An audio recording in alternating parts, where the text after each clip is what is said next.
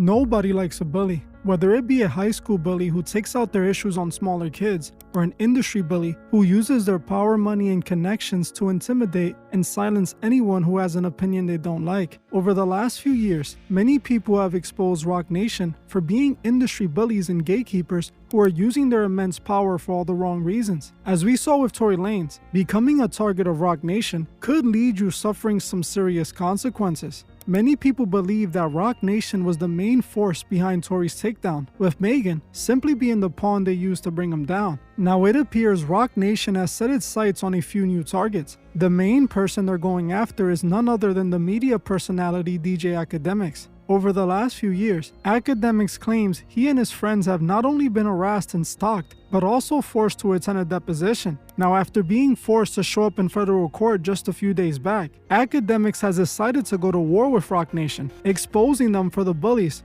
they really are. Hey guys, I hope all is well. Welcome back to The Truth Is, where I drop new videos exposing the truth weekly. In today's episode, we will be talking about DJ Akademiks going to war with Roc Nation. But before we begin, make sure to subscribe, like, comment, and share this video so we can get it seen by as many people who need to see it. Simply by leaving a comment and a like, you can help this information spread to others. I want to thank you all. Now, let's get right into it.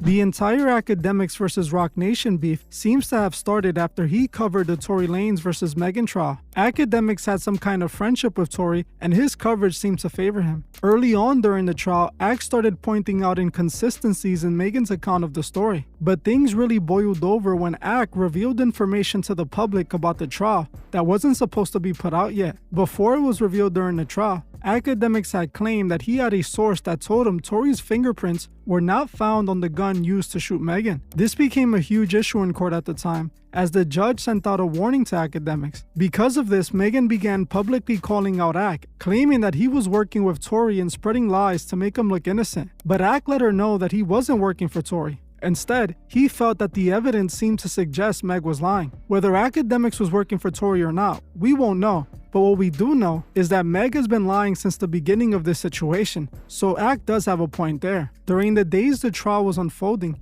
Akademiks started watching a blogger named Milagro on his stream. Milagro was showing up to the court to give an in-person update about the trial. Since the beginning, she seemed to be biased in her coverage of the trial, siding with Tory. Eventually, Ak started inviting Milagro onto a stream, even interviewing her. This is what led to Milagros ending up in Roc Nation's sights. Now, after the trial ended and Tory was found guilty, Megan wasted no time and started going after everyone she felt didn't take her side. And it seemed that Akademiks was the main person on our list. But Akademiks wasn't an easy target because they had nothing on him. So Roc Nation and Megan started going after Milagro, who they felt was an ally of Ak. Soon after the trial, Megan and her lawyer sued Milagros for defamation and harassment, claiming that Milagro was paid by Tory Lanez to defame her to make people turn on her. It didn't take long for Ak to realize that their move, coming after Milagro, was a way for them to get to him. About a few months ago, Ak started noticing people showing up at his house and camping out and stalking him. Eventually, these people met him outside of his home and served him with a subpoena, forcing him to attend a deposition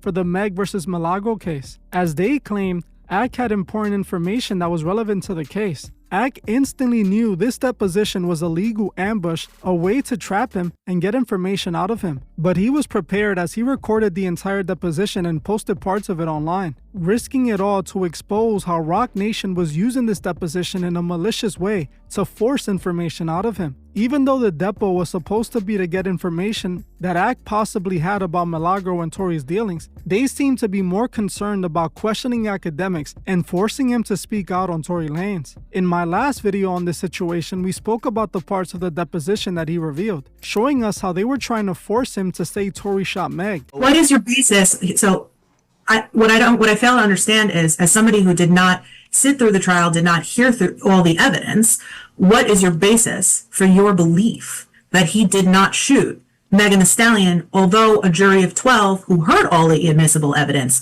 disagrees with you? All right. So, Mr. Allen, what I was asking was, can you explain to me the basis for your belief that Mr. Lanez did not actually shoot Megan Thee Stallion when, in point of fact, a jury of 12 determined that, based on all of the evidence that they heard, that he did? Ma'am. Objection as to form. I'll answer the question, but I feel like we are going in circles. I flat out stated that, again, I could lay out 20 points if you want to just consume and eat up time having me do that. But the initial basis of me believing that this did not happen, as how, yes, he is convicted, is because I believe Meg Thee Stallion is a liar. She lied initially. She lied on the national news. And I am skeptical that the truth finally came out in court. Based on that, there are alternate theories that I feel and is suggested that that is more a, and again, this is from my perspective. So I'm not sitting here saying the jury did not. Okay, we accept. There's alternate theories other than him shooting her that would even substantiate why, first of all, maybe he's just the worst shot in the world. If he's shooting a chick and shot 5 times, not one of them directly connected, it's hard for me to think. It's a man and a woman. I get it. Meg is like this behemoth of a person and Tori's this little small dweeby dude, whatever. But it's very interesting, and it doesn't make, again, I'm using common sense. I get it. Trying to get ACT to reveal information about Drake and Nicki. Well, look at this. Look, I don't know why they're talking about OVO. What is OVO? I don't know why Quinn Emanuel in their Slack, I think this is Slack, is saying OVO. I don't know. He revealed that when the lawyers were questioning him, they accidentally shared their screen, where we were able to see that they were working for Roc Nation's CEO, Desiree Perez, and that they seemed to be after Drake. They asked to put up an exhibit. They said, hey, exhibit girl, could you put up an exhibit that we want to show ACT? Shorty, instead of putting up the exhibit, shows her screen. And I see the chat. I see the chat of the conversation happening with the lawyers. Oh, you want to see? Here's a screenshot here. Bang! Very good. I got more than we thought we would on that. Just make sure you're sharing the right screen. So she did it once. And the other ones are saying, yo, you shared the wrong screen. Like, it's the interesting part. Tell Dez. By the way, I posted we had a break. I told him I wouldn't be on my phone while I'm answering questions. But these lawyers, they couldn't either hold their bladder or something while we were doing it. They're like, yo, we need some more time. We got to go to the bathroom. I'm like, damn. Yo, what y'all got in the cafeteria up there at the Roc Nation lawyer offices? She says, and this is where I realize we got you. Y'all are liars. Tell Dez. If you're the lawyer for Meg and Pete, why would you need to tell Dez? Who's Dez? The only Dez that I know, and I could be wrong. Desiree Perez, the co-founder and chief executive officer of Roc Nation.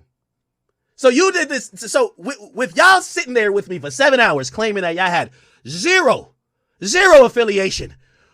And that, yes, even if y'all did represent Roc Nation, this is a Meg Thee Stallion thing.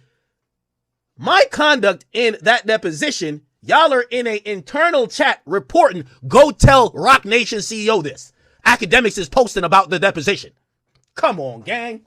Roc Nation's main objective with the deposition was to get ACT to admit Tory was the source who told him his fingerprints weren't found on the gun that shot Meg. ACT told him that he didn't remember who his source was, and he finished the deposition and went online immediately to expose Roc Nation coming after him. He showed the clips of the depo where everyone agreed. He made those high-powered lawyers look stupid. Doing this seemed to anger Roc Nation, who according to him has started to increase their pressure on him. Just a few days back, ACT was forced to attend a federal court date, as Meg's lawyers were now trying to make the courts force ACT to talk because they couldn't intimidate him and trick him into talking during the deposition. The judge ended up granting Meg's lawyers an additional 45-minute deposition in which ACT claims he kept giving them the same answers.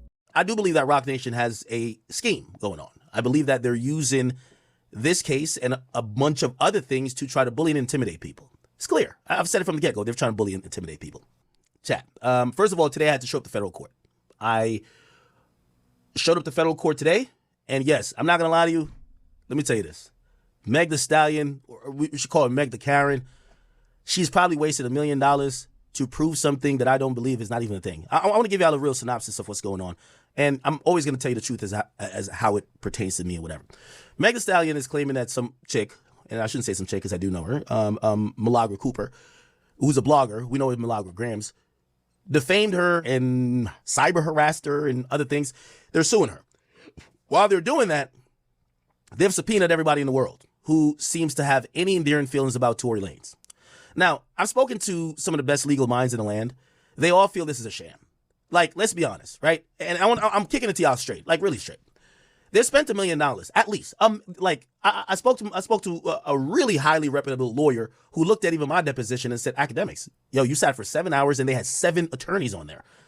Quinn Emanuel, which is the law firm that represents Meg Thee Stallion, but it's also Roc Nation's law firm. They billed $2,000 an hour.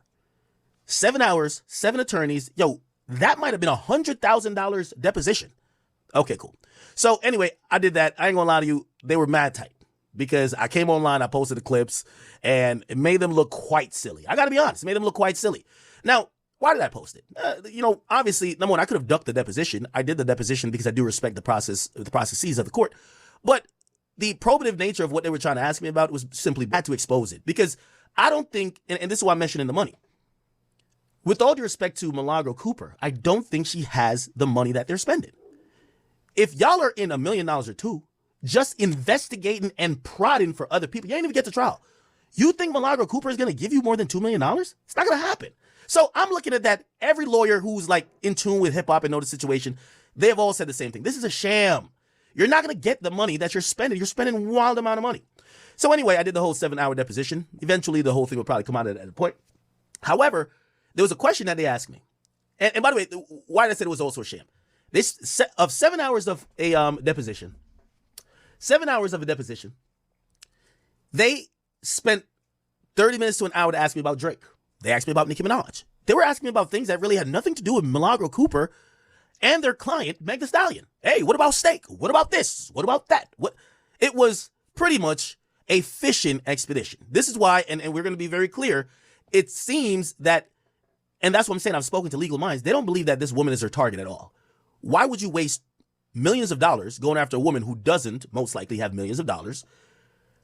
And then when you get your chance to question people that you could try to get a conviction, you're asking about Drake, steak, you're asking about Nicki Minaj, you're asking about everything else but that.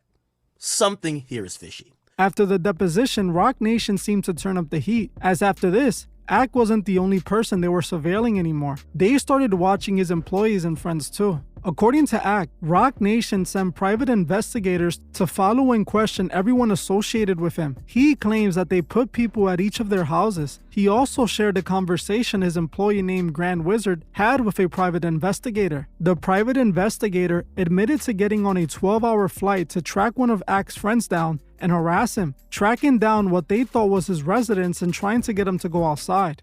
Okay? Now, even when I was talking to the judge today, I told the judge, I said, Judge, the reason why I feel this is harassment, Roc Nation sent people to my house out of the last, 75 days. 40 days out of those months, people are parked out my house. It's like a stakeout. Okay? Now, it's all good. You know what I mean? I pay the big bucks. I'm cool with it. I'm not tripping. I will tell you, and this is some of the stuff I have to deal with because, these are my people and I love them. They've expanded their effort. They're now camping out of everybody who I know's crib, and it's not for me because they all know where I live at. I've gotten some information that there's several individuals that, got to choose my words wisely here, that I'm cool with.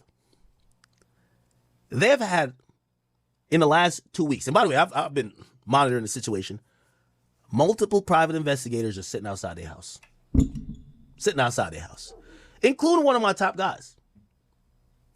Except most of their information is wrong. Anyway, let me make this again. I know I said I'm shortening this and I'm making it longer.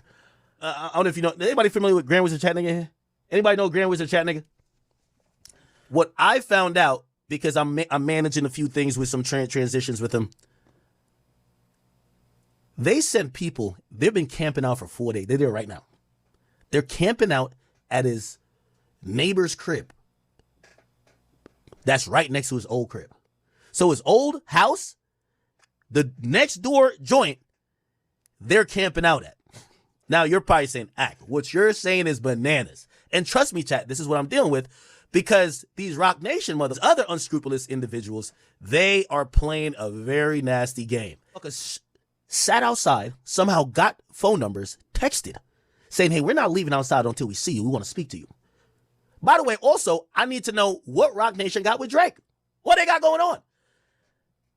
They were so unwilling to leave. They went and got food for this motherfucker. I want you to hear this. I need you to hear this, chat. So Listen to this. You know, here we are. But I can tell you that is, I mean, there's criminal exposure in there. I'm not bombarding you. You are. You're coming to my house, harassing me, harassing the family, harassing my neighbors. What's your address? What is... Okay, I'm gonna skip past it. I'm banned off Deliveroo. I can't order it. Oh, look. And let's have a conversation. Before I go, if you could come outside so I could see that you are there and are who you say you are, then I will go get you food and bring it to you, and we'll have a conversation. Very thoughtful of you. As you can see, this is honestly getting out of hand. Roc Nation is demonstrating exactly why people call them bullies. They're using their connection with judges and their infinite amount of money to go after anyone who doesn't go with their narrative. What's crazy is that what they're doing to ACK is what they did to Jane Doe, who was suing Jay-Z. A few months back, all the media sites were reporting that Jane Doe, who sued Jay-Z, had admitted she lied and made it all up. What the media companies didn't reveal was that the reason Jane Doe confessed that was out of intimidation, as Jay-Z had sent his private investigators to follow her around and scare her at her home. The quote the media was using from Jane Doe admitting she lied was taken from what she told his investigators. We all know that a person in fear might say anything to get you to leave them alone. Jay-Z used that to then get the case thrown out. Now, Roc Nation seems to be using these same techniques to silence independent media. They want to be able to control all media. If they can't buy you out, they would try to silence and destroy you. That's what they're currently doing to academics. While I'm not a fan of things Zach has done in the past, I will admit his decision to stand up to the bully that is Roc Nation is admirable. As he knows, if we allow Roc Nation to bully the media, we lose our voice and it gets taken over by these bullies. If they can force you to fall in line, chances are they will keep doing it every time you don't agree. That's why it's important we must call out Roc Nation now. Let them know that we won't be silenced or be their puppets. We must show them that if we have an opinion, we should be able to share it without having to deal with Roc Nation coming after us and suing us. Think about it. If this is what they can do to Tory Lanez and DJ Akademiks, two people with big audiences and lots of money, imagine what they can do to people like me and other smaller media platforms. We as a collective have to call them out and show them that we will be standing up against them. Well, that's it for this video. I want to thank you all for watching, and I'll see you guys in the next one.